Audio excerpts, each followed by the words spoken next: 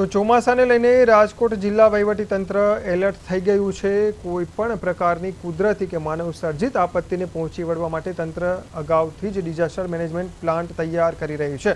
આ પ્લાનને તાલુકા, જિલ્લા અને ગામડાના સ્તરે વિભાજિત કરીને સરકારને રિપોર્ટ સબમિટ કરી દેવામાં આવ્યો છે। તંત્ર દ્વારા 1 જૂનથી જ જિલ્લાના તમામ કંટ્રોલ રૂમ 24 કલાક માટે કાર્યરત કરી દેવામાં આવ્યા છે।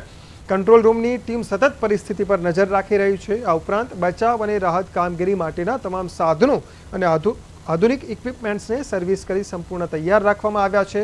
વહીવટીતંત્રનું મુખ્ય લક્ષ્ય છે કે ચોમાસાની સિઝનમાં કોઈપણ પ્રકારની મોટી જાનહાનિ કે નુકસાન અટકાવવું, જરૂર પડીએ નાગરિકોને ઝડપથી સુરક્ષિત સ્થળે ખસેડવા।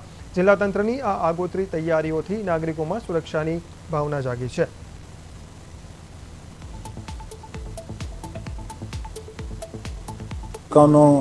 તાલુકા ડિઝાસ્ટર પ્લાન અને ડિસ્ટ્રિક્ટ ડિઝાસ્ટર મેનેજમેન્ટ પ્લાન સાથે વિલેજ ડિઝાસ્ટર મેનેજમેન્ટ પ્લાન તમામ રેડી થઈ ગયા છે અને સરકારશ્રીને સાદર પણ કરી દેવામાં આવ્યું છે।